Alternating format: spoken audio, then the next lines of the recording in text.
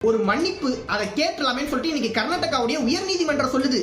ஏன் கேட்கணும் அப்படின்னு சொல்லிட்டு இன்னைக்கு ஒட்டுமொத்த தமிழ்நாடும் ஆக்டர் கமலஹாசனுக்காக துணை நின்றுட்டு இருக்கு. யோசிச்சு பாருங்க, கர்நாடகாவுடைய அந்த தக் லைஃப் ஆடியோ லான்ச்ல ஆக்டர் கமலஹாசன் சொல்றாரு, கன்னடம்ன்ற மொழியே தமிழ் மொழியில தான் வந்துச்சு, இந்த திராவிட மொழி குடும்பத்துல தான் வந்துச்சு, நீங்களும் நானும் சகோதரர்கள் அப்படின்னு சொல்லிட்டு ஸ்டேட்மெண்ட் கொடுக்குறாரு. உடனே இந்த கர்நாடக ரிக்ஷ வேதிகா அப்படின்ற அந்த அமைப்பு வந்து எங்களுடைய மனசு புண்பட்டுருச்சுன்னு சொல்லிட்டு அங்க இருக்கக்கூடிய பேனர்கள் கிளிக்கிறது, இந்த படமே ரிலீஸ் ஆகக்கூடாதுன்னு சொல்லிட்டு தொடர்ந்து போராடிக்கிட்டே இருக்காங்க. ஒன்றிய அமைச்சர் சொல்றாரு இந்தியாவுடைய மொழிகள்லாம் சமஸ்கிருதத்துல தான் வந்துச்சுன்னு சொல்லிட்டு.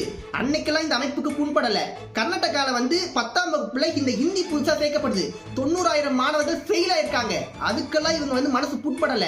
இங்க ஒரு நடிகர் ஒரு ஸ்டேஜ்ல சொன்ன ஸ்டேட்மெண்ட் இவங்களுக்கு மனசு புண்படுதுன்னா இது அரசியல் நோக்கத்தோட தொடர்ந்து நடந்துகிட்டே இருக்கு. கர்நாடகால இருக்கவங்களுக்கு தமிழ்நாட்டில் இருக்கவங்க எதிரி, தமிழ்நாட்டுல தெலுங்கர்கள், கர்நாடகர்கள், அப்புறமா இந்த வட மாநில சகோதரர்கள் இவங்கெல்லாம் எதிரி அப்படின்னு சொல்லிட்டு தொடர்ந்து ஒரு டெம்ப்ளேட் செட் பண்ணிட்டே இருக்காங்க. ஆனா உண்மையிலேயே நம்ம மேல யார் யாரெல்லாம் ஆதிக்கத்தை செலுத்துறாங்களோ அவங்க தான் நம்ம எதிரி, நம்முடைய உரிமைகளை பறிக்கிறவங்க தான் எதிரி. ஆனா இந்த மாதிரி சின்ன சின்ன விஷயங்களுக்கு மனுஷனை மதமா, இனமா, மொழியா, அரசியலா பிரிச்சு பார்க்கக்கூடிய ஒரு மலிவான அரசியல் தொடர்ந்து நடந்துகிட்டே இருக்கு. அதுக்கு தயவு செஞ்சு செவிசாய்ச்சிடாதீங்க.